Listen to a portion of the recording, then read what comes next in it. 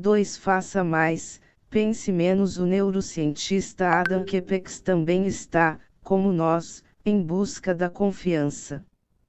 No entanto, ele tem preferido os pequenos e peludos roedores.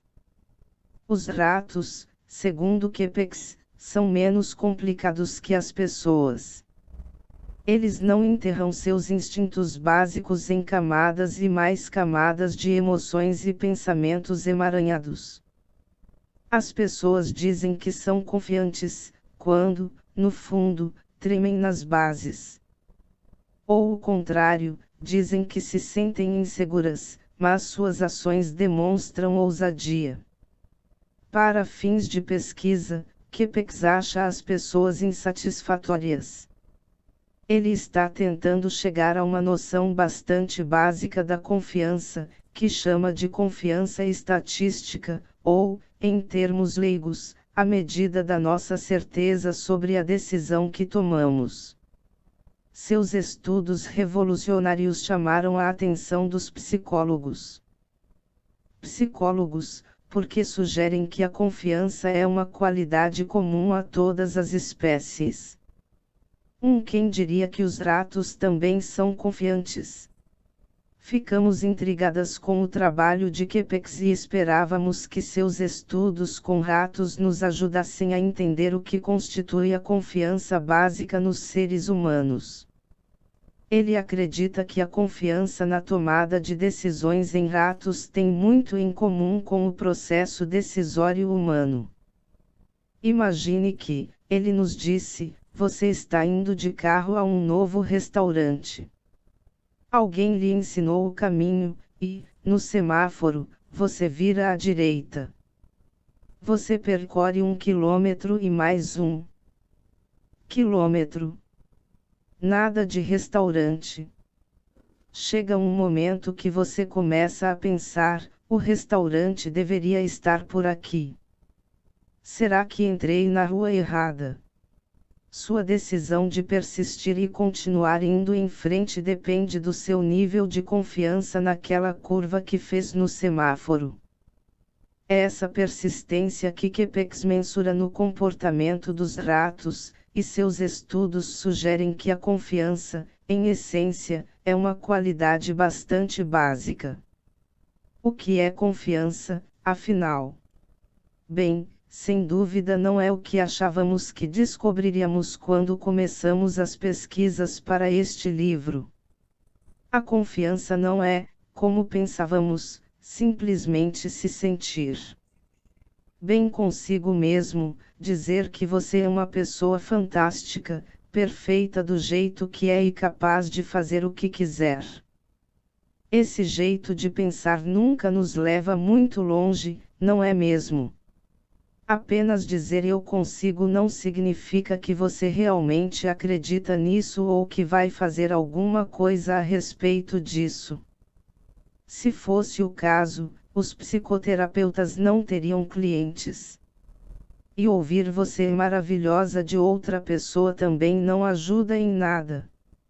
Se bastassem algumas palavras de apoio ou um tapinha nas costas, todas nós seríamos produtivas, magras e sempre gentis com o sogro e a sogra, ao mesmo tempo que ocuparíamos alguma posição de poder no trabalho.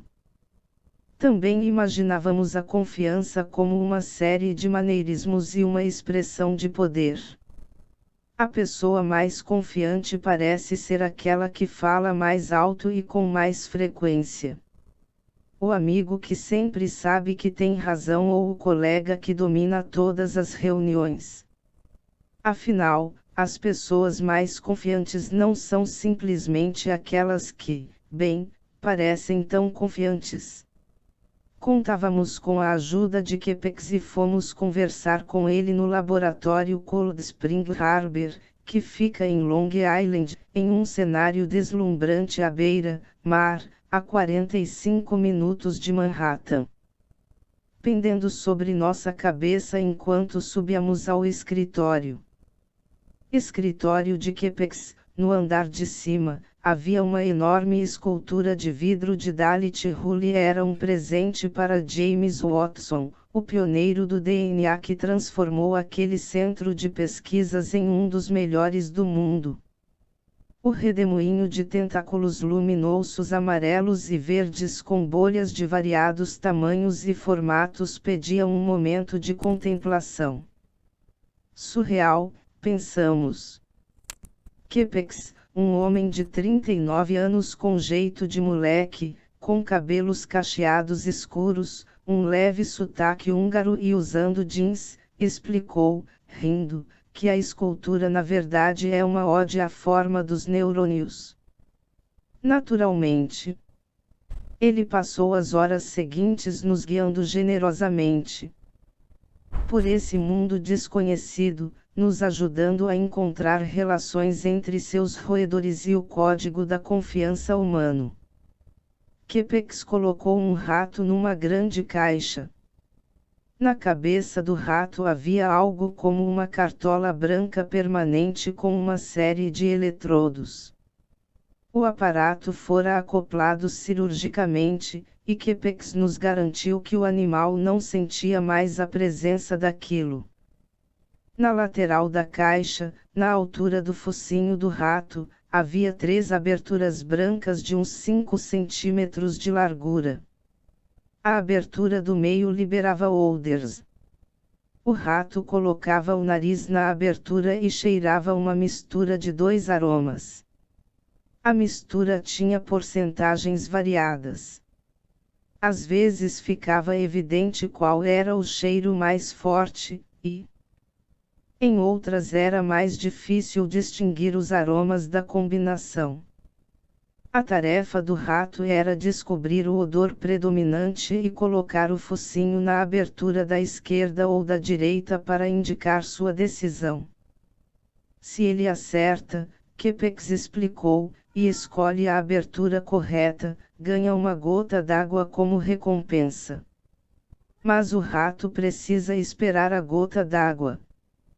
Se tiver certeza de que tomou a decisão correta, ele esperará o tempo que for preciso para a água ser liberada. Se estiver em dúvida, ele pode desistir de receber a gota d'água e iniciar uma nova rodada. Se o rato desistir, contudo, ele perderá não só a chance de ganhar a gota d'água como também todo o tempo que já investiu esperando por ela. O rato fica diante de um verdadeiro dilema, um dilema fundamental e bem conhecido que, como se constatou, é compartilhado por outras espécies. Observamos o nosso rato colocar o focinho na abertura da esquerda e esperar pelo que pareceu uma eternidade, 8 segundos. É muito tempo para um rato, de modo que ficou claro que ele estava bem confiante de sua decisão. Será que ele tomou mesmo a decisão certa? Bingo! Trocamos um sorriso quando a gota d'água se materializou. Kepeks nos advertiu para não tirarmos nenhuma conclusão quanto à esperteza daquelas criaturas peludas. Os ratos desse experimento em particular tinham realizado a tarefa incontáveis vezes e aprendido qual aroma corresponde à abertura da esquerda ou da direita. Lembre que para Kepeks não importa se os ratos tomaram ou não a decisão certa. Ele está focado em mensurar até que ponto os ratos acreditam ter tomado a decisão certa. Essa é a confiança que Kepeks busca isolar, a intensidade da crença do rato em sua decisão. É uma confiança demonstrada pela espera e mensurada pelo tempo que ele se dispõe a aguentar, diante do risco concreto de fracasso, à espera da gota d'água. Para nós, foi extraordinário notar que aqueles roedores aparentemente não só faziam um cálculo de probabilidades e riscos como também se dispunham a apostar na decisão tomada. Há algo de elementar nessa expressão de confiança.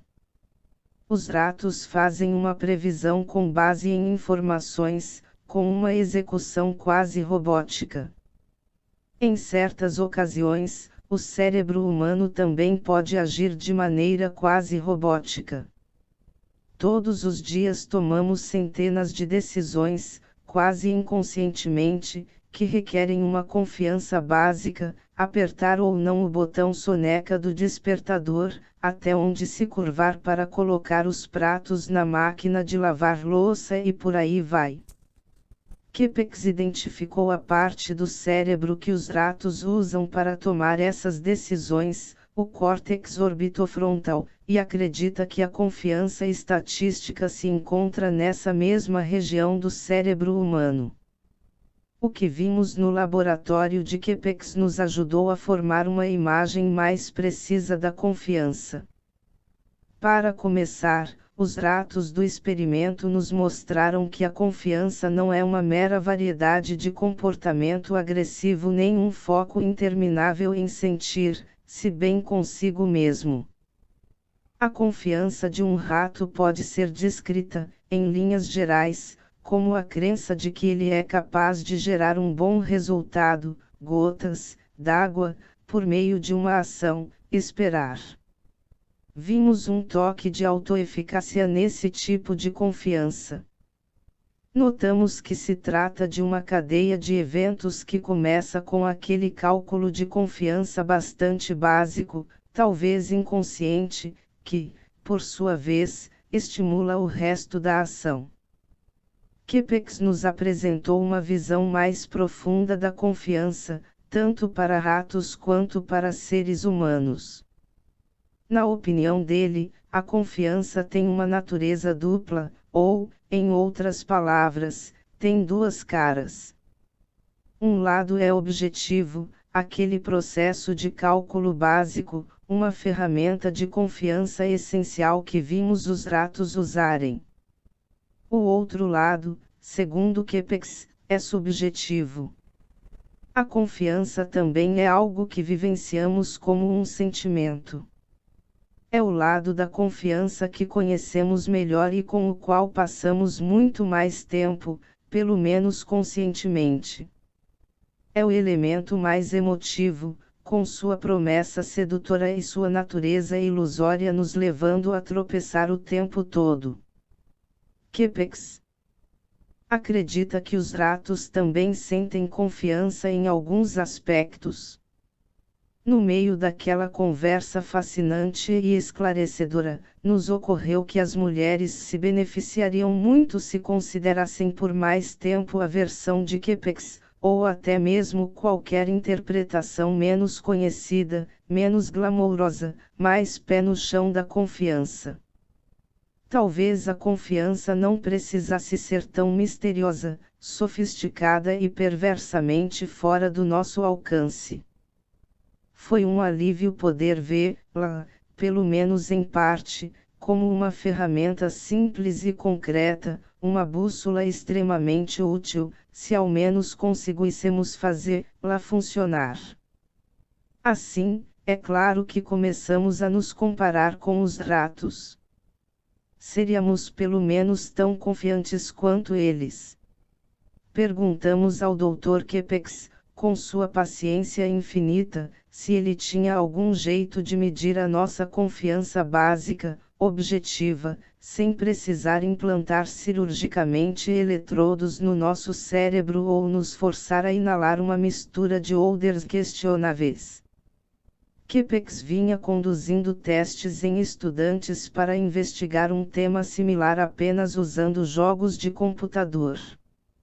Achamos que poderia ser interessante. Ao tentarmos cumprir as variadas e desconhecidas tarefas apresentadas na tela, contudo, ficamos surpresas ao sentir uma grande ansiedade com relação ao nosso desempenho.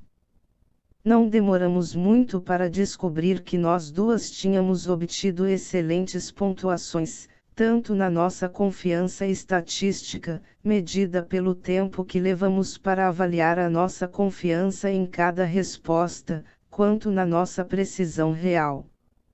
No entanto, antes de saber da novidade, trocamos uma ideia, Confessamos nosso nervosismo e previmos que nossos resultados seriam um grande fiasco.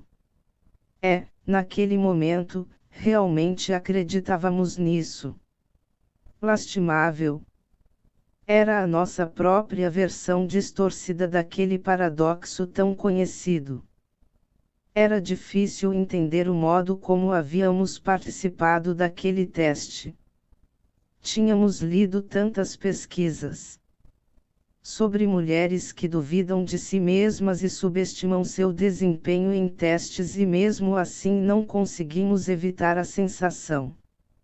Lá estávamos nós, com um desempenho perfeitamente razoável, não apenas respondendo às perguntas com relativa precisão, como simultaneamente relatando altos níveis de confiança nas respostas, mas ainda assim sentíamos uma insegurança palpável, achando que nosso desempenho tinha sido sofrível. O que é isso? Talvez a configuração cerebral da confiança subjetiva e objetiva nas mulheres de alguma maneira estivesse toda emaranhada na nossa cabeça. Também nos perguntamos se esse preocupante padrão de comportamento se restringia às mulheres. Estávamos começando a perder o foco, entrando nos aspectos psicológicos, filosóficos e bizarros com uma série de perguntas específicas aos seres humanos, quando Kepex nos lembrou de que a comparação entre ratos e seres humanos tem os seus limites. A confiança é claramente mais labiríntica para pensadores abstratos, de ordem superior. Os ratos, por exemplo, não ficam remoendo, duvidando de si mesmos ou prostrados na cama paralisados pela indecisão. E a confiança nos ratos não difere entre os sexos, como acontece com os seres humanos. As explicações de Kepex e de seu influente trabalho só nos levaram, até certo ponto. Chegará a hora de analisar a confiança fora do laboratório. Na natureza selvagem num dia de primavera, quando os outros estudantes da Universidade de Georgetown estavam ao ar livre curtindo o calor fora de época, encontramos uma dúzia de jovens mulheres enfiadas numa sala de aula aprendendo a administrar uma campanha política. Elas estavam lá graças a uma organização sem fins lucrativos chamada Running Start, fundada para treinar mulheres em idade universitária para concorrer a cargos públicos. As jovens estavam bem vestidas e não eram exatamente tímidas, apesar de sua atitude comedida e séria. Quando chegamos, elas falavam, em grupos de 3 ou 4, sobre suas motivações para concorrer a cargos universitários.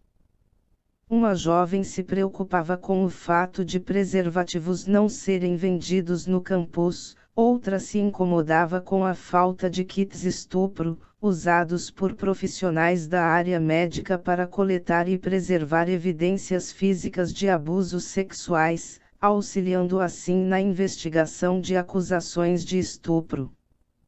Uma estudante se dizia insatisfeita com o modo como os recursos da faculdade eram empregados, outra se preocupava com a maneira como os cargos de pesquisa eram alocados. Uma facilitadora da Running Start, Kate Shore, conduzia com tranquilidade a conversa, orientando as várias discussões. Se vocês fossem concorrer, do que falariam e o que tentariam mudar? Até que ponto vocês se entusiasmam pela questão? Aquelas mulheres queriam mudar o mundo e nutriam a ambição de concorrer a um cargo político. Elas estavam entre os melhores e mais brilhantes alunos, ou não estudariam numa das melhores universidades dos Estados Unidos. Fomos à Universidade de Georgetown naquele dia esperando encontrar algumas das jovens mais seguras de si, na esperança de que nos ajudassem a definir a confiança. Imediatamente nos surpreendemos ao ver como elas eram polidas e atenciosas. Não entravam simplesmente na conversa, mas levantavam a mão e perguntavam: posso falar uma coisa, ou posso fazer uma sugestão? Não conseguimos deixar de pensar como a situação seria diferente em um grupo de homens. Será que eles pediriam permissão antes de falar? A maioria dos jovens rapazes falaria mais alto, de um jeito mais assertivo e com mais entusiasmo para garantir que suas opiniões fossem ouvidas. Os homens podem não dar muita atenção às boas maneiras, e suas interrupções podem ser grosseiras e irritantes. Pelo menos para as mulheres, mas suspeitamos que as conversas deles sejam menos cautelosas. Não seria a primeira vez que pensaríamos sobre o limite entre a assertividade e a grosseria. Dizendo sem meias palavras, será que o indivíduo precisa ser grosseiro para ser confiante? Fizemos uma pergunta para aquela sala cheia de jovens dedicadas, inteligentes e empreendedoras: quem aqui se sente confiante para concorrer a um cargo do corpo estudantil? Ninguém levantou a mão. Então, perguntamos: qual é a razão para tanto nervosismo? Com suas respostas, aquelas alunas da Universidade de Georgetown pintaram um retrato vívido de tudo o que a confiança não é. Para concorrer a um cargo político, a gente precisa se vangloriar. Não tem como escapar disso. É uma coisa difícil de fazer, porque as pessoas podem nos achar agressivas demais. Se eu perder, vai ser uma derrota pessoal. Significará que eles não gostam de mim. Eu tendo a internalizar os aborrecimentos. Outro dia um professor criticou um artigo científico que eu escrevi. Meu colega de equipe nem deu bola. Ele não pareceu nem um pouco incomodado. Eu levei semanas para superar o baque. Eu e um colega de classe concorremos a um cargo no ensino médio e vencemos as eleições. Eu era mais tímida e ele era mais confiante, mas fui eu que fiz todo o trabalho. No ano seguinte, concorremos um contra o outro, e eu perdi. Mas sei que eu era mais competente que ele. Eu fiz todo o trabalho. Foi um grande golpe. Se uma mulher é assertiva e ambiciosa, ela é vista como uma chata. Mas as pessoas esperam isso de um cara. Estudei numa escola só para meninas. Era legal, porque todo mundo levantava a mão na sala de aula para fazer uma pergunta. Era normal. Mas então eu vim para cá e vi que as meninas ficavam quietas nas aulas. E o triste é que eu comecei a imitá-las. Comecei a levantar menos a mão e a me censurar, só para não me destacar das outras.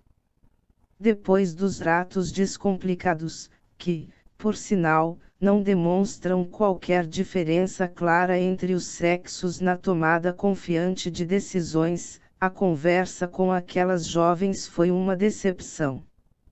Mais uma vez percebemos como todo esse desperdício de energia e talento pode ser angustiante. Conversamos a respeito com Jessica Grounds, cofundadora da Running Start, que há pouco tempo entrou no influente Comitê de Ação Política Ready for Hillary para liderar todas as ações voltadas a mulheres. Ela nos contou que sua equipe percebeu, com o tempo, que essas jovens ambiciosas precisam mais de um treinamento básico para desenvolver a confiança do que de uma cartilha para se candidatar a algum cargo. Elas já são capazes, mas não acreditam em si mesmas e, sem essa crença, não tem como transformar a vontade de concorrer no ato de concorrer. Se elas não agarrarem a oportunidade, ficarão paralisadas, presas dentro da própria cabeça, como os ratos de Adam Kepex, na gaiola, correndo numa esteira sem sair do lugar. Dizemos isso não com desprezo, mas sabendo que nós mesmas nos identificamos com muitas das ansiedades dessas jovens. Nós duas passamos grande parte da nossa idade adulta, na casa dos 20 e 30 anos, presas na nossa insegurança e, sim, nós ainda passamos muito tempo internalizando os contratempos. Não muito tempo atrás, depois de ser aplaudida e elogiada por uma palestra, Claire passou um tempão se perguntando por que duas mulheres, numa sala com mais de uma centena de pessoas, pareciam meio entediadas. A questão é que as jovens precisam encontrar um jeito de interromper essa trilha sonora negativa, para o bem de sua própria sanidade mental e felicidade muito antes, esperamos, do que nós duas fomos capazes de fazer. Confiança 5 estrelas. Uma visita à mulher que ocupa um dos cargos mais elevados das Forças Armadas dos Estados Unidos implica muita burocracia e formalidade, inúmeras verificações de segurança, várias escalas através de um labirinto de corredores intermináveis, com as paredes repletas de pinturas empolgantes de batalhas seminais e grandiosos retratos de generais e almirantes condecorados. Imponentes e quase exclusivamente homens. Fora o título de encher a boca, Subsecretaria de Defesa para Recursos Humanos e Prontidão.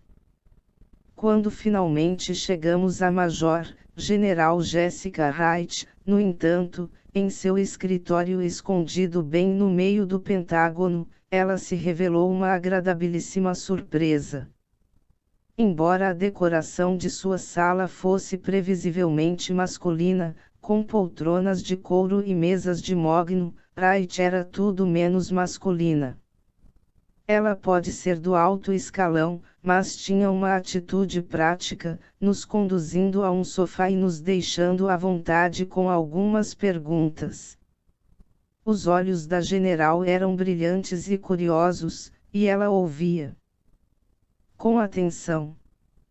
Não era nem um pouco arrogante ou agressiva, mas, ao mesmo tempo, também não era condescendente. Ela também se mostrava decididamente feminina, sem dúvida seguindo uma das 10 dicas de liderança que compartilha com as outras mulheres: aprenda a gostar de arrumar o cabelo e fazer as unhas. Só porque você trabalha num mundo de homens, ela diz rindo, não significa que você precisa se parecer com eles. Gostamos da ideia. Wright não refriava a própria personalidade para tentar se encaixar em um modelo. Ela tinha a audácia de ser ela mesma. Ter a coragem de ousar com coisas de mulher como manicures e escovas e ao mesmo tempo ocupar o cargo de general. General nas Forças Armadas mais poderosas da história do mundo nos pareceu uma excelente demonstração de confiança. Outra coisa da qual gostamos muito no estilo confiante de Wright foi que ela admitia ficar nervosa, mas não deixava seu nervosismo impedi-la de atingir seus objetivos e concretizar suas ambições. Ela descreveu como se sentiu ao ser a primeira mulher a assumir o comando de uma brigada de combate do exército em 1997, tão nervosa que mal conseguia respirar. Minha mãe me ensinou a ser estoica, ela contou com um sorriso, mas, por dentro, eu era como um prato de espaguete cheio de sentimentos, confusão e ansiedade. A General Wright não dava a impressão de ser uma mulher fraca, dominada pela angústia. Não é possível chegar aonde ela chegou sem uma boa dose de determinação. Ela não costuma hesitar. Ouvimos dela que a boa liderança implica tomar decisões com eficiência, e ela não tolera a indecisão nos outros. Quando alguém me diz não sei o que fazer, eu não tenho tempo para isso. Se eu pedir para você me dar a sua opinião e você começar a enrolar, eu passo para a próxima questão. Aqui a coisa precisa ser ágil, disse ela, com decisão, e sentimos que ela não é uma pessoa que se queira desapontar ou subestimar.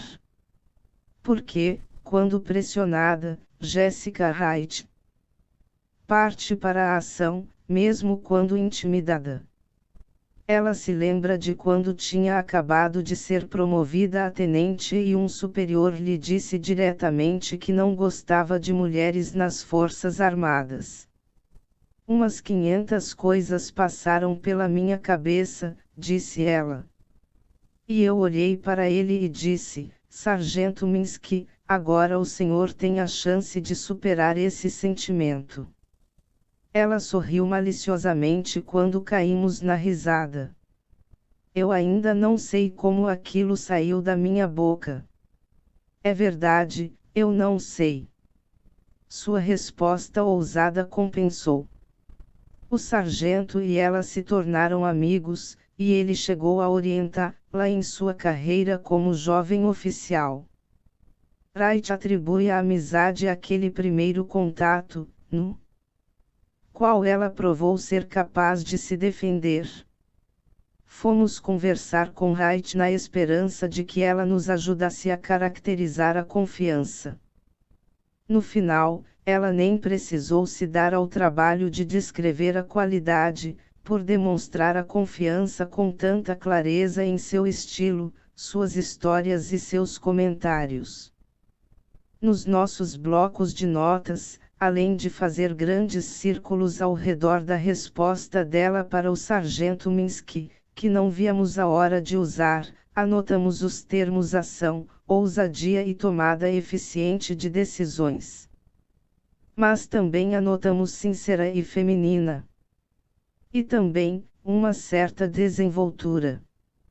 A General Wright apresenta camadas de complexidade emocional que não encontramos no laboratório de Adam Kepeks, mas ela conseguiu superar o tormento daquelas estudantes da Universidade de Georgetown. Para nós, ela tinha dominado o que estávamos começando a caracterizar como a verdadeira confiança. Lições da vida numa prancha de kitesurf. Estávamos elaborando uma nova teoria que queríamos testar com os especialistas, psicólogos que dedicam a vida a investigar o tema. Começamos fazendo esta pergunta aparentemente simples: qual é a sua definição de confiança? Vez após vez, as pessoas faziam uma longa pausa, seguida da resposta: bem, é complicado. Confiança, disse Joyce Erlinger, psicóloga da Universidade de Washington, com um suspiro para demonstrar sua empatia, se transformou em um termo vago, quase genérico, que pode se referir a um monte de coisas. Dá para entender a confusão de vocês. A confiança em geral é uma atitude, um jeito de encarar o mundo, sugere Caroline Miller, autora de best-sellers e cult de psicologia positiva. Mais especificamente, a confiança é o sentimento de que você é capaz de ter domínio sobre alguma coisa. Um jeito de pensar sobre a confiança, disse Brenda Major, psicóloga social da Universidade da Califórnia, em Santa Barbara, é até que ponto você está certa da sua capacidade de ter sucesso em alguma coisa. É a crença de que você é capaz de realizar a tarefa que quer realizar, sugere Christy Glass, da Universidade do Estado de Utah. A confiança é específica a uma área. Eu posso ser uma palestrante confiante, mas não uma escritora confiante, por exemplo. O comentário de Christy Glass nos ajudou a entender por que a confiança pode parecer uma qualidade tão fugaz. Em algumas circunstâncias, nós temos confiança e, em outras, não? Isso explica como André Agassi, por exemplo, pode ser tão incrivelmente confiante na quadra de tênis e dominado pela insegurança nas outras áreas de sua vida. Isso explica por que tantas mulheres podem se sentir confiantes na vida pessoal, mas não no trabalho, e explica por que Claire pode confiar nas suas habilidades interpessoais, mas não se sentir tão segura de si quando se trata de tomar decisões. Ela não fica pensando demais quando ajuda os outros a resolver problemas, mas tem dificuldade de resolver os próprios problemas. Também ficamos intrigadas quando Caroline Miller mencionou a questão de domínio. No começo, abordamos o termo com cautela, até com certa desconfiança. Aos nossos ouvidos, aquilo soava inegavelmente masculino e evocava imagens de uma nobreza paternalista dominando seus súditos. Também soava como algo que exigia conhecimento de furadeiras e serras elétricas e um curso de marcenaria ou algo assim. Nosso maior medo, contudo, era que essa história de dominar não passasse de uma receita para a busca incessante da perfeição, uma busca à qual as mulheres já são por demais suscetíveis. No entanto, Miller explicou que dominar não é nada disso. Ter domínio não implica ser o melhor jogador de tênis ou a melhor mãe. Domínio implica processo e progresso. É uma questão de empenho e de aprender a desenvolver um gosto por desafios. Ter domínio implica inevitavelmente deparar com obstáculos. Eles nem sempre serão superados, mas você não os deixa lhe impedir de tentar. Você talvez não chegue a se tornar uma nadadora olímpica, mas vai conseguir cruzar o lago nadando. E o subproduto inesperado de todo esse trabalho duro de tentar dominar as coisas é a confiança. Você não só aprende a fazer bem alguma coisa, como ainda ganha um brinde. E o ponto a seguir é valiosíssimo. A confiança que você ganha ao dominar algo é contagiosa. Ela se espalha. Nem interessa muito o que você dominou, para uma criança, pode ser algo tão simples quanto amarrar os sapatos. O que importa é que dominar uma coisa lhe dá confiança para tentar algo novo. Quando Cat fez 40 anos, por exemplo, rebelando-se contra a meia-idade, ou talvez num estado de pura negação, ela decidiu aprender o kitesurf. Ela precisava de um desafio e nutria a fantasia ingênua de que se transformaria numa surfista descolada e jovem, dando saltos acrobáticos no ar, bem acima das ondas. No entanto, ela não tinha previsto as milhares de vezes em que seria arrastada para a praia presa a uma pipa gigante de 10 metros. Nem todas as vezes em que ela cairia da prancha na água salgada, nem as lágrimas de frustração e palavrões proferidos a plenos pulmões. 2 verões mais tarde, ela estava prestes a desistir. Era humilhante demais e ela estava dolorida demais. Mas Cat persistiu, e, apesar de não ter se transformado na jovem descolada que imaginou que seria, hoje ela pode dizer que é uma kitesurfista.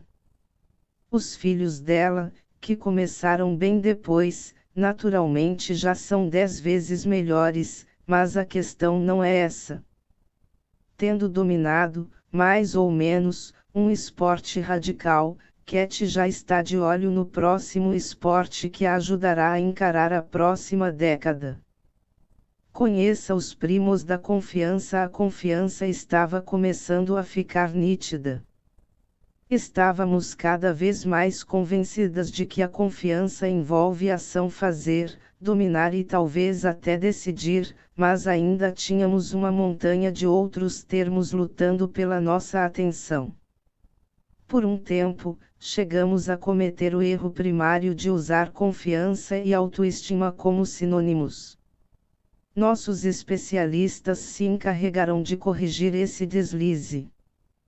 Também vale a pena desenvolver o que chamamos de primos da confiança, mas há algumas diferenças importantes entre a confiança e outros atributos positivos, que tendemos a colocar no mesmo saco: autoestima, otimismo, autocompaixão e autoeficácia. Alguns desses membros da família estendida já foram investigados e pesquisados à exaustão. Outros acabaram de entrar em cena. Cada um tem seus detratores e simpatizantes. Algumas pessoas lhe dirão que o otimismo é a chave da felicidade. Outras estão igualmente convencidas de que sem autoestima é impossível ser feliz.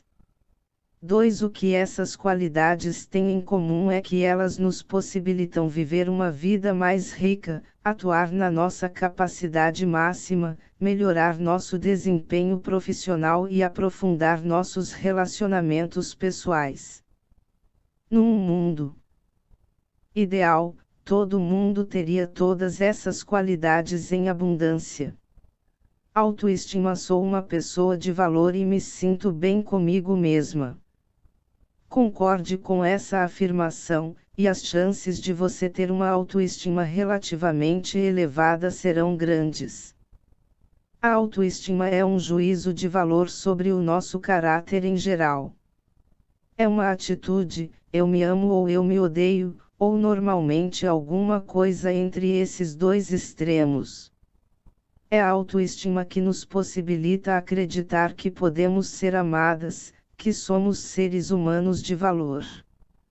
Não tem nenhuma relação com a riqueza. Você pode ser a executiva mais rica e de maior sucesso do setor e ter uma baixa autoestima, ou pode trabalhar de caixa numa farmácia e ter muita autoestima. Em meados dos anos 1960, o sociólogo Morris Rosenberg criou uma escala básica de autoestima que continua sendo o padrão internacional. 3 é uma simples lista de afirmações: não tenho muito do que me orgulhar, tenho uma série de boas qualidades. Classificar essas e outras 8 afirmações em uma escala entre concordo totalmente e discordo totalmente é um jeito rápido de medir a sua autoestima. Incluímos a escala nas notas, se você quiser saber em que pé anda a sua autoestima. A autoestima é essencial para o bem-estar emocional, mas é diferente da confiança, porque esta normalmente é associada a sentimentos relacionados ao que somos capazes de atingir. Sou confiante de que sou capaz de correr esta maratona até o fim. A autoestima tende a ser mais estável e mais genérica que a confiança. Se você em geral sente-se bem com o lugar que ocupa no universo, esse sentimento provavelmente a acompanhará para a vida toda e afetará muito do que você faz. A autoestima atua como um amortecedor valiosíssimo para nos ajudar a suportar os contratempos. É bem verdade que há uma considerável sobreposição entre a autoestima e a confiança. Uma pessoa com autoestima elevada tenderá a ser confiante e vice-versa. Essa correlação é especialmente estreita se a autoestima elevada se basear em talentos ou habilidades. Acho que sou uma pessoa de valor porque sou inteligente, ágil, eficiente e bem-sucedida na minha área.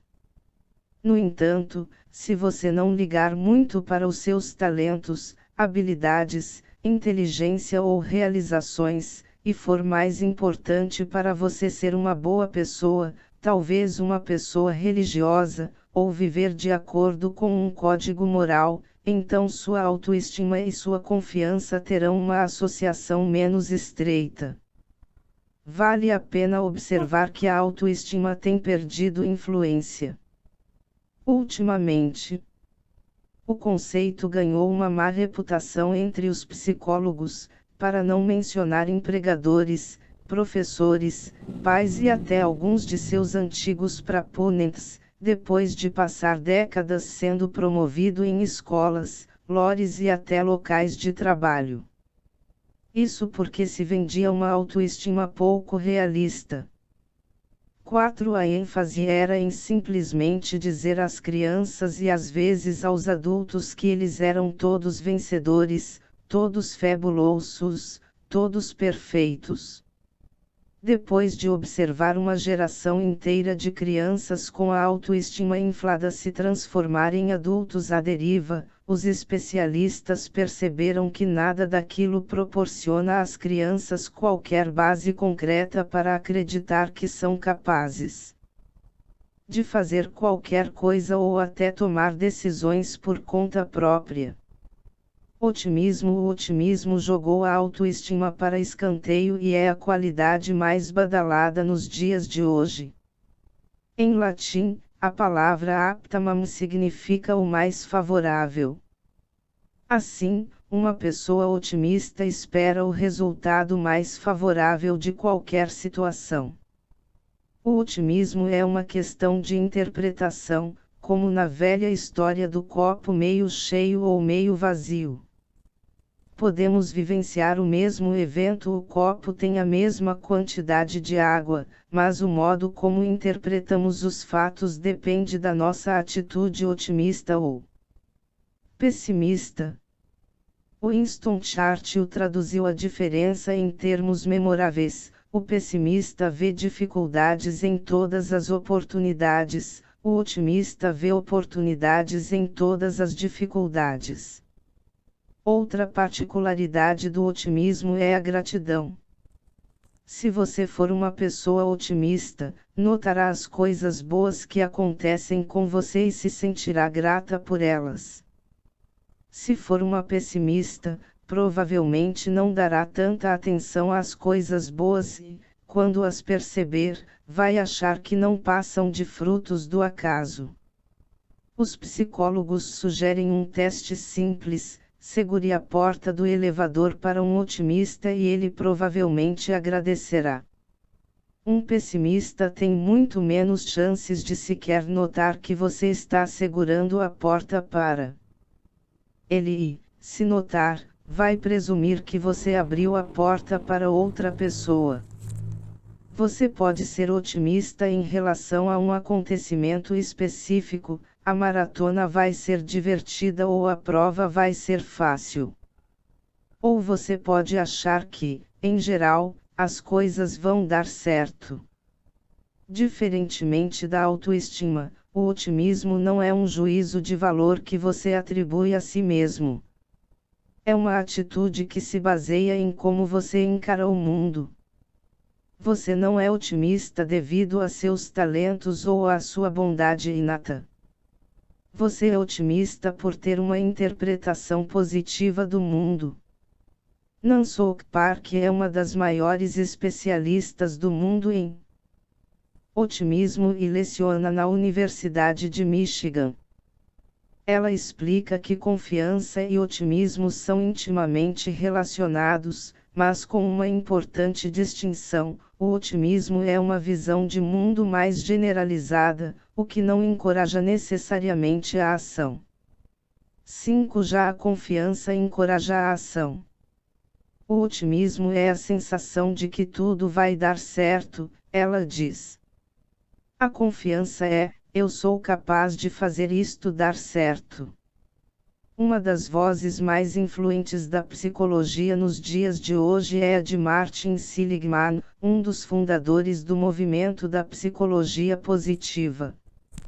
Ele redefiniu o otimismo como algo mais robusto, com uma conotação de ação, aproximando o conceito da confiança. Em seu best-seller Aprenda a Ser Otimista, ele defende que o otimismo, como qualquer outra habilidade, pode ser cultivado por meio de, entre outras coisas, domínio e experiência prática, que nos ajudam a desenvolver o que os psicólogos chamam de agência pessoal. De acordo com Seligman, os otimistas sentem que são capazes de promover mudanças. Para quem sente isso, o mundo não parece tão desalentador. Autocompaixão. A autocompaixão é o integrante mais recente e mais em voga da família estendida da confiança e, à primeira vista, pode lembrar a cultura hippie descolada dos anos 1960. O conceito se origina da teoria budista do amor, afeição e do trabalho de Sharon Salzberg, mas recentemente tem feito suas primeiras incursões no mundo acadêmico nas mãos de Kristin Neff, professora do Departamento de Psicologia Educacional da Universidade do Texas.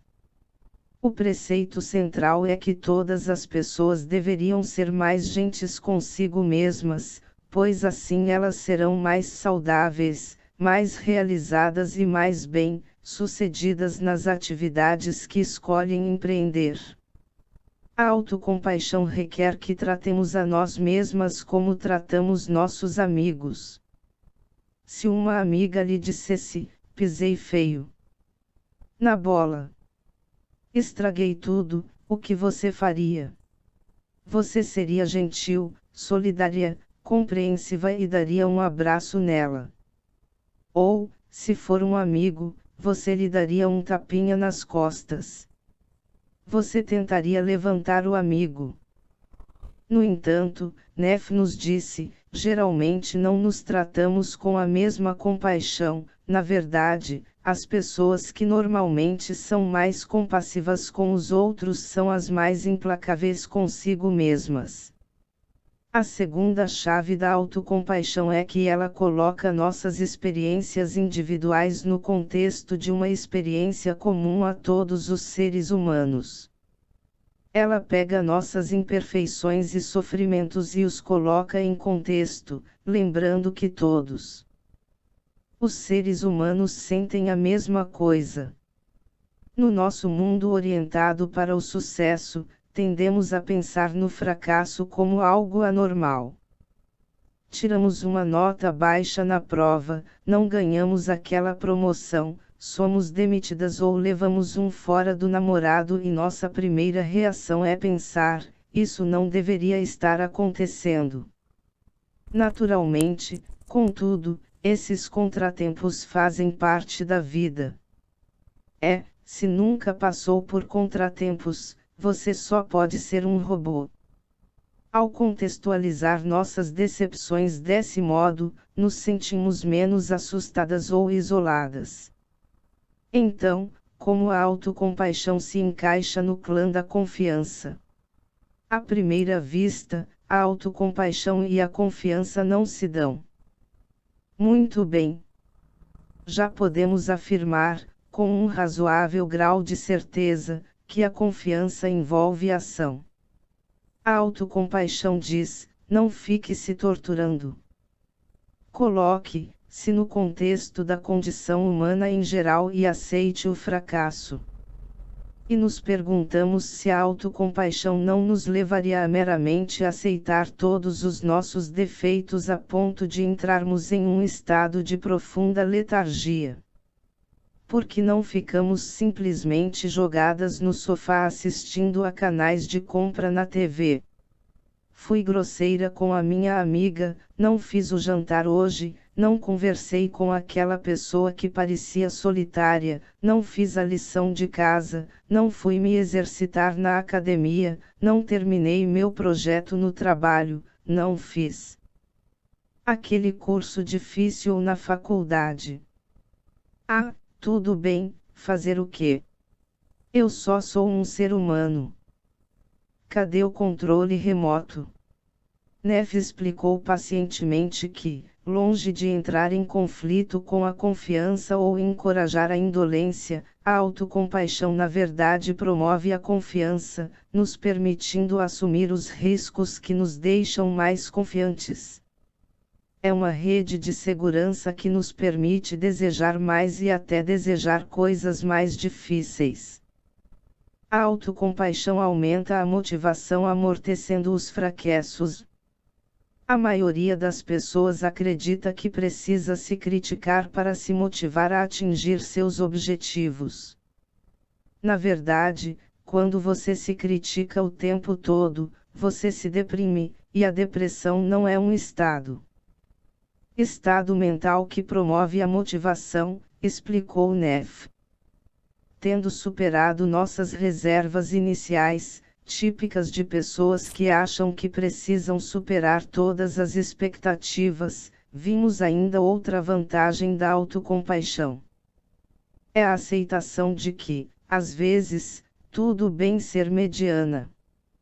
Muitas de nós passamos a vida inteira tentando ser a melhor em tudo, seja ganhando jogos de futebol aos 5 anos ou chegando à diretoria aos 35. Na nossa cultura, chegar em segundo lugar já é visto com desaprovação. Se eu lhe dissesse que seu trabalho como jornalista é mediano, você ficaria arrasada, certo? Neff disse. Ser chamada de mediana é considerado um insulto. Todo mundo acha que precisa estar acima da média. Isso nos coloca num estado mental muito comparativo. Mas a conta não fecha.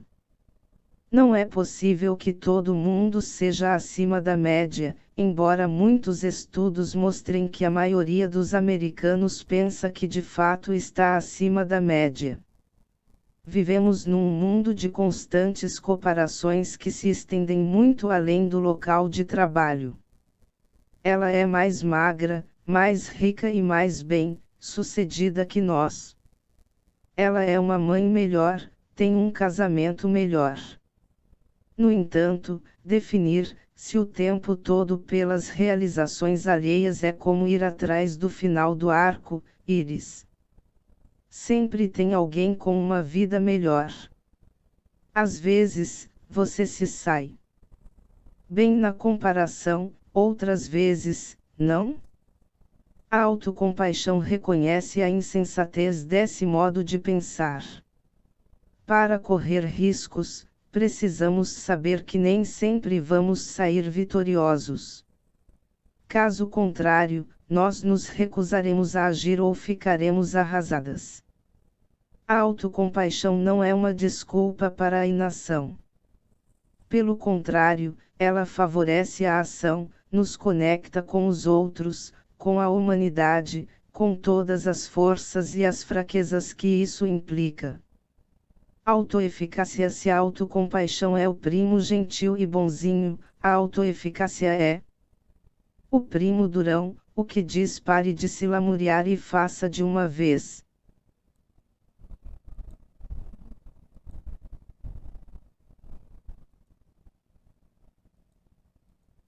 O primo durão, o que diz pare de se lamuriar e faça de uma vez. Em 1977, o psicólogo Albert Bandura publicou um artigo intitulado Autoeficácia, rumo a uma teoria unificadora da mudança comportamental.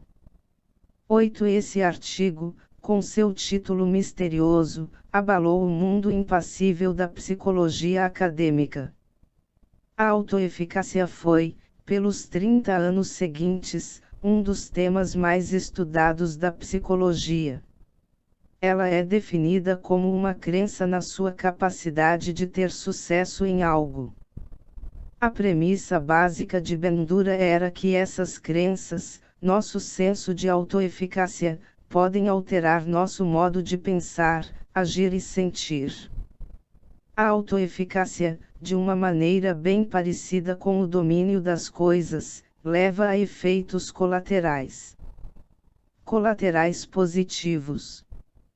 A natureza orientada a metas da autoeficácia interessou em especial a geração dos Baby Boomers, também chamada de geração X, focada no sucesso.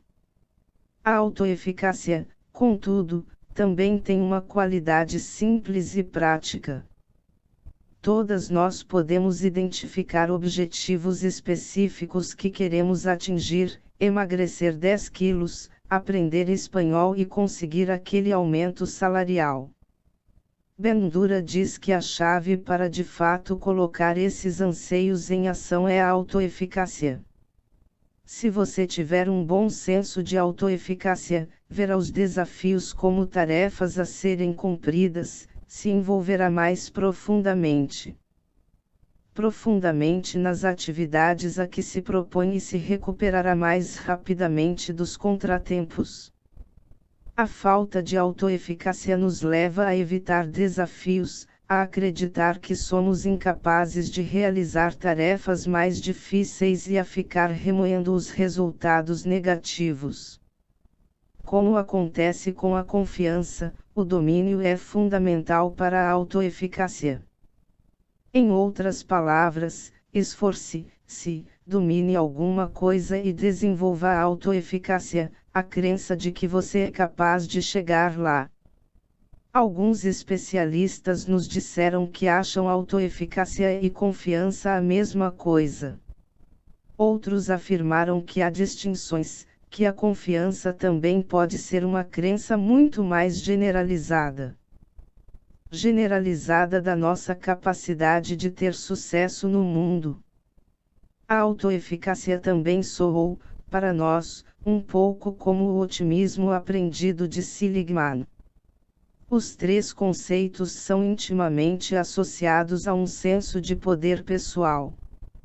Seja qual for o nome usado para descrevê-la, seja uma porção de autoeficácia, um componente de otimismo ou um elemento de confiança em sua definição mais clássica, nós duas reconhecemos imediatamente essa crença de que somos capazes de atingir o sucesso em algo, que podemos fazer algo acontecer. A ideia tem tudo a ver com nossas observações sobre a ação. E parecia ser uma vertente fundamental da confiança que procurávamos. O X da questão: você conhece aquele velho ditado, é tudo coisa da sua cabeça. Bem, isso pode se aplicar a certas coisas, mas não à confiança. Uma das conclusões mais inesperadas e vitais às quais chegamos é que a confiança está bem longe de estar toda na sua cabeça. Na verdade, você tem de sair da sua cabeça para poder gerar e usar a confiança. A confiança acontece quando a insidiosa autopercepção de que não somos capazes é superada pela realidade nua e crua das nossas realizações. Cat encontrou essa realidade num escritório frenético e mal ventilado da Casa Branca. Ela foi convidada para participar de uma reunião com especialistas em questões do Oriente Médio e ela se sentia a única pessoa não qualificada na sala. Todo aquele poder me deixou insegura, ela admite. Quando chegou a hora das perguntas, eu queria dizer uma coisa, mas fiquei com medo de parecer desinformada, de ruborizar ou parecer burra. O grupo era formado principalmente de homens, e todos pareciam muito seguros de si. O caminho mais fácil era não fazer nada e ficar quieta, a coisa mais arriscada, a coisa mais confiante a fazer, era falar. Depois de um tempo ridículo agonizando, ela finalmente fez uma pergunta. Percebi que precisei me forçar fisicamente a levantar minha mão, deixar ela no ar e pronunciar as palavras. Adivinhem, o céu não caiu sobre minha cabeça. Minha pergunta foi tão inteligente quanto a de qualquer outra pessoa. Agora, sempre que me vejo nessa situação, digo a mim mesma que, se consegui uma vez, posso conseguir de novo. E a cada vez vai ficando um pouquinho mais fácil. Vimos isso acontecer com ratos e ouvimos os relatos da General Jessica Wright dos pesquisadores. A confiança está associada à ação.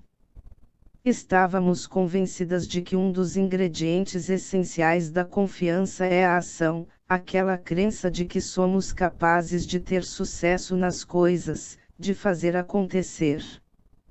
Como vimos no caso das jovens da Running Start, na Universidade de Georgetown, ter confiança é não se deixar consumir pela dúvida. É a disposição de sair da nossa zona de conforto e nos propor a fazer coisas difíceis. Também constatamos que a confiança tem a ver com empenho, com o domínio de algo. É uma questão de persistir e não desistir. Todos os primos da confiança podem ajudar a atingir esse objetivo. É mais fácil persistir se formos otimistas em relação ao resultado. Se você desenvolver autoeficácia em uma área e usá-la, ficará mais confiante de modo geral. Se você tiver uma boa autoestima e acreditar no seu valor intrínseco, não vai presumir que seu chefe acha que você não merece um aumento. Se você fracassar, a autocompaixão lhe dará uma chance de não ficar se criticando e levar o fracasso de modo mais leve. Finalmente encontramos um bom jeito de definir confiança. Ficamos ainda mais seguras disso quando Richard Petty, um de nossos melhores guias por esse território difícil, professor de psicologia da Universidade do Estado de Ohio que passou décadas investigando o tema, conseguiu colocar em termos claros tudo o que tínhamos descoberto: confiança é aquilo que transforma os pensamentos em ação. Outros fatores, ele explicou, naturalmente também afetam o processo. Se a ação envolver algo assustador, também podemos precisar daquilo que chamamos de coragem para que haja ação, Petty explicou. Ou, se for difícil, também podemos precisar de uma grande força de vontade para nos levar a persistir. A raiva, a inteligência e a criatividade também podem influenciar o processo. Mas a confiança, ele nos disse, é o fator mais importante. Ela primeiro transforma nossos pensamentos em avaliações sobre nossa capacidade e depois transforma essas avaliações em ações. Confiança é aquilo que transforma os pensamentos em ação. A definição é de uma simplicidade maravilhosa, além de ser absolutamente convincente. Imediatamente a adotamos como nossa definição, mas também como um princípio organizador para a próxima fase de nossa investigação. E esse modo de pensar na confiança de alguma forma deu sentido, de um jeito natural e sem esforço, aos outros tópicos que vinhamos explorando. O elo crucial entre a confiança, o empenho e o domínio de repente começou a fazer sentido. Esses três fatores constituem pontos de um círculo maravilhosamente virtuoso. Se a confiança é uma crença no nosso sucesso, que, por sua vez, estimula a ação, reforçaremos nossa confiança quando agirmos. E por aí vai. A confiança só se acumula com o empenho, com os sucessos e até com os fracassos. Talvez a Nike tenha razão. Em algum momento precisamos parar de pensar e apenas fazer just do it. Encontramos um exemplo notável de uma aplicação prática desse conceito no mundo real, ou algo parecido com o mundo real, mais especificamente na Itália, na Universidade de Milão.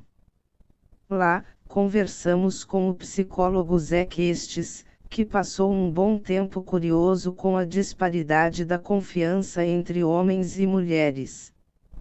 Alguns anos atrás, Estes conduziu uma série de estudos que consistia em pedir a 500 estudantes que reorganizassem uma imagem 3D na tela de um computador. 9. Ela lembrava um cubo mágico simplificado. Estes queria testar algumas hipóteses, a ideia de que a confiança pode ser manipulada e que, em algumas áreas, as mulheres têm menos confiança que os homens. Quando estes pediu aos estudantes, homens e mulheres, que resolvessem uma série desses quebra-cabeças espaciais, ele descobriu que as mulheres tinham um desempenho comprovadamente pior que os homens. No entanto, quando repassou as respostas, ele constatou que a razão pela qual as mulheres apresentavam um desempenho pior foi que elas nem tentavam responder várias das questões. Simplesmente evitavam as questões por não confiarem na própria capacidade. Em seguida, ele disse aos participantes que eles deveriam pelo menos tentar resolver todos os quebra-cabeças. E adivinhe o que aconteceu? A pontuação das mulheres decolou e elas foram tão bem quanto os homens na tarefa. Que loucura! Chega a ser irritante. Mas também nos acena com uma esperança. As pesquisas de estes ilustram, em um sentido amplo, uma constatação interessante: o resultado natural da falta de confiança é a inação. Quando as mulheres não agem, quando hesitamos porque não estamos certas de algo, mesmo quando pulamos algumas perguntas, nós nos refreamos. A diferença é grande. No entanto, quando agimos, mesmo quando somos forçadas a isso, como a responder aquelas perguntas, nosso desempenho é similar ao dos homens. As mulheres do experimento de estes pularam as perguntas porque não queriam tentar algo que, elas acreditavam, poderia as levar ao fracasso. Na verdade, elas não tinham nada com que se preocupar. Elas eram tão boas em manipular aquelas imagens de computador quanto os homens. O medo do fracasso, contudo, as levou à inação, o que acabou sendo uma garantia de fracasso. Em um outro teste, estes pediu que os participantes simplesmente respondessem a todas as questões. Tanto os homens quanto as mulheres acertaram 80% delas, o que sugere uma capacidade idêntica. Depois ele realizou outro experimento pedindo aos participantes que avaliassem, depois de cada pergunta, seu nível de confiança na resposta. O simples fato de pensar no nível de segurança que sentiam alterou a capacidade das mulheres de se dar bem no teste. A pontuação das mulheres despencou para 75, enquanto a dos homens decolou para 93.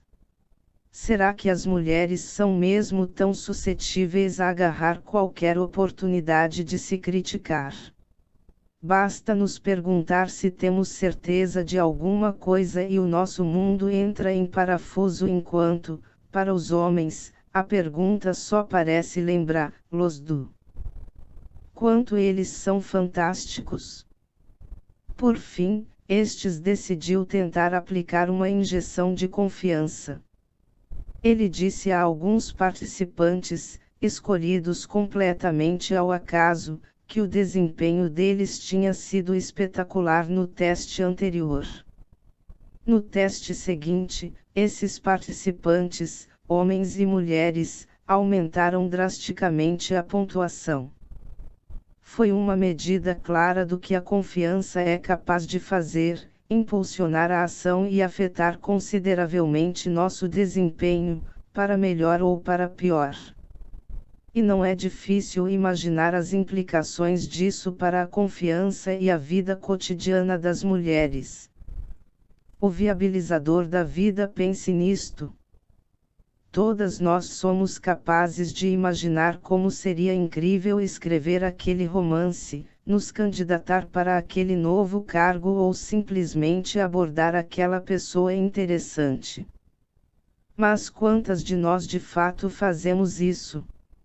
A confiança é um viabilizador da vida, nos âmbitos profissional, intelectual, atlético, social e até amoroso.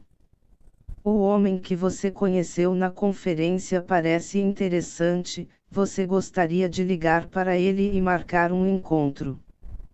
Mas e se ele achá-la chata, desinteressante ou agressiva demais? É uma preocupação normal, mas, se você não tiver confiança, isso pode ser paralisante. Você ficará em casa, remoendo a vontade de agir e ligar, mas não fará nada a respeito. A confiança, por outro lado, obriga você a pegar o telefone. Outras características também incentivam a ação, de acordo com Richard Petty. A ambição, por exemplo, que nos leva a buscar o sucesso mensurável, pode trabalhar em conjunto com a confiança em prol de um objetivo. A coragem também incita a ação, e chegamos a considerá-la como outro primo da confiança. A confiança, contudo, prepara o terreno para a ação com base na crença na nossa capacidade de fazer alguma coisa ou ter sucesso.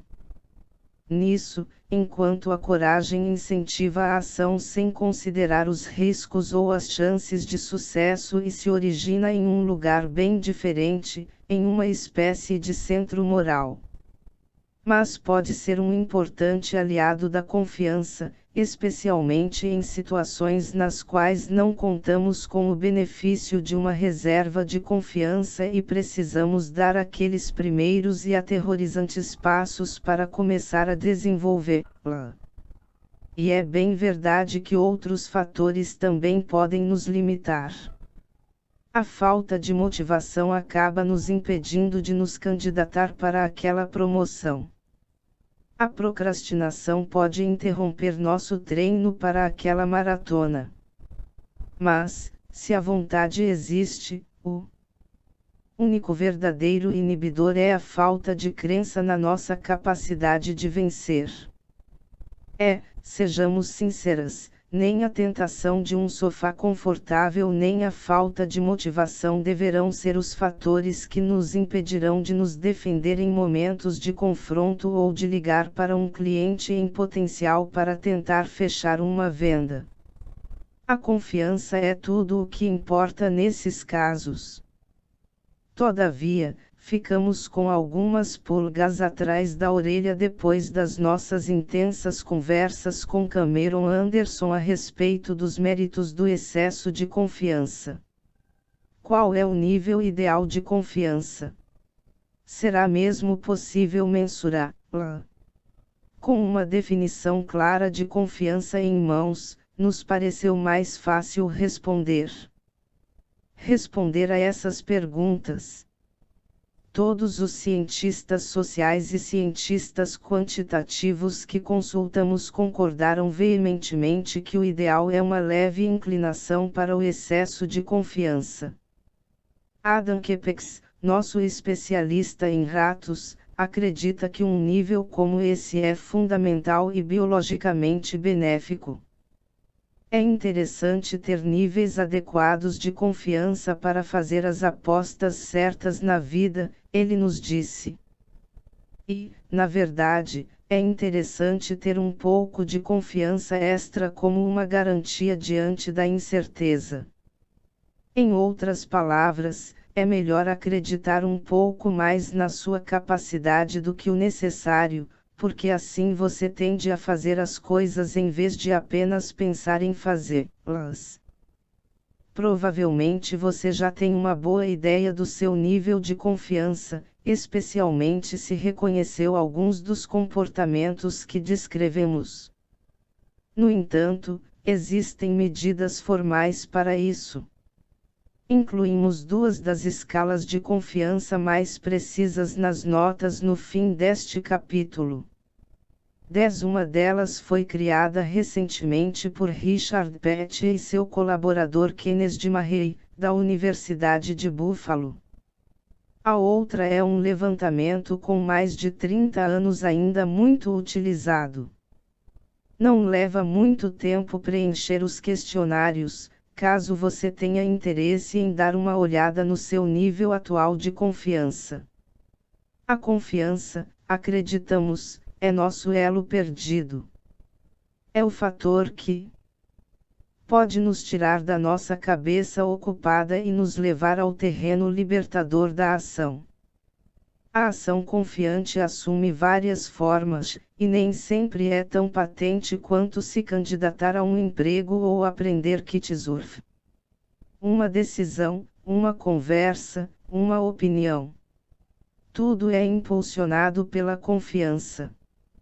Em última análise, a confiança é o fator que separa os que só imaginam dos que fazem. É uma característica que parece natural para a Susan B. Antanis e as Malola e o Seth Sais da vida. Contudo, nós duas também passamos a ver a confiança como algo que todas as mulheres podem desenvolver. Encontramos um poder encorajador no conceito da confiança como ação porque, quando agimos, estamos semeando e colhendo mais confiança. Concluímos que todas são livres para escolher a ação.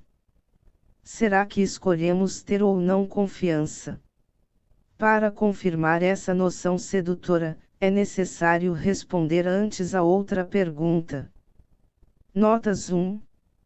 Kepex, Adam et al. Neural Correlates, Computation and Behavioral Impact of Decision Confidence, Nature, v. 455, N. 7210, 2008, p. 227, 31. 2. Seligman, Martin e Learned Optimism, How to Change Your Mind and Your Life. Nova York, Random House Digital, 2011. 3. Rosenberg, Morris. Conceive the Self. Nova York, Basic Books, 1979. Para verificar seu nível de autoestima, responda às perguntas a seguir com uma das 4 afirmações: concordo plenamente, concordo, discordo plenamente. Sou uma pessoa de valor, pelo menos no mesmo patamar que os outros. Tenho uma série de boas qualidades. De modo geral, tendo a achar que sou um fracasso. Sou capaz de fazer as coisas tão bem quanto a maioria das pessoas. Não tenho muito do que me orgulhar. Tenho uma atitude positiva em relação a mim mesma. No geral, estou satisfeita comigo mesma. Gostaria de me respeitar mais. Eu me sinto inútil às vezes. Às vezes acho que não tenho nada de bom. Agora, calcule a pontuação como se segue, para as perguntas 1, 2, 4, 6 e 7, concordo plenamente igual 3, concordo igual 2, discordo igual 1, discordo plenamente igual 0 para as perguntas 3, 5, 8, 9 e 10, concordo plenamente igual 0. Concordo igual 1, discordo igual 2, discordo plenamente igual 3. A escala varia de 0 a 30. Pontuações entre 15 e 25 estão na faixa normal, pontuações abaixo de 15 sugerem baixa autoestima. 4. Silveira, David H. Seger, Charles R. Feeling Good About Ourselves, Unrealistic Self, Evaluations and Their Relation to Ourself, Esteem in the United States and Norway, Journal of Cross, Cultural Psychology, v. 35.5, 2004, p. 571, 85. 5. Park, N. Peterson, C. Positive psychology and character traits, its application for stress, Best School Counseling, Journal of Professional School Counseling, v. 12, 2008, p. 85, 92, Park, N. Peterson, C. Active and Sustaining a Good Life, Perspectives on Psychological Science, v. 4, 2009, p. 422, 28. 6. Salzberg, Sharon. The Kindness Handbook, A Practical Companion. Boulder, Soundstrue, 2008, Real Happiness, The Power of Meditation. Nova York, Workman Publish, 2011. 7. Neve, Christian. Self, Compassion, An Alternative Conceptualization of a Healthy Attitude toward Oneself, Self and Identity, v. 2, N. 2, 2003, p. 85, 101. 8. Bandura, Albert. Self, Efficacy, toward the Unifying Theory of Behavioral Change, Psychological Review, v. 84, N. 2, 1977, p. 191. 9. Estes, Zachary. Attributive and Relational Processes in Nominal Combination, Journal of Memory and Language, v. 48, N. 2, 2003, p. 304, 9. 10. Este teste, elaborado pelo professor Richard Pett, da Universidade do Estado de Ohio, e Kenneth Marrey, da Universidade de Buffalo, foi concebido recentemente, em 2013. É um teste simples e não tem a pretensão de chegar a um diagnóstico preciso da confiança em geral. O importante é responder às perguntas com a maior franqueza possível. Classifique as afirmações abaixo em uma escala de 1 a 9, sendo que 1 indica que você concorda muito e 9 significa que você discorda muito. Sou uma boa pessoa. Sou uma pessoa triste. Sou uma pessoa confiante. Sou uma pessoa ineficaz. Sou uma pessoa calorosa. Sou uma pessoa má. Sou uma pessoa feliz. Sou uma pessoa cheia de dúvidas. Sou uma pessoa eficaz. Sou uma pessoa fria. Agora, isole a pontuação das afirmações 3 e 8. Inverta a escala de pontuação do item 3. Em outras palavras, se você atribuiu 2 pontos para o item 3, transforme o 2 em um 8, e some as pontuações das duas afirmações. Chegar a 2 pontos significa que você não poderia ser mais insegura, e uma pontuação de 18 significa que você é uma pessoa bastante confiante. A pontuação média dos jovens estudantes da Texas Tech e da Universidade do Estado de Ohio é 13. Isso deve dar uma base de comparação.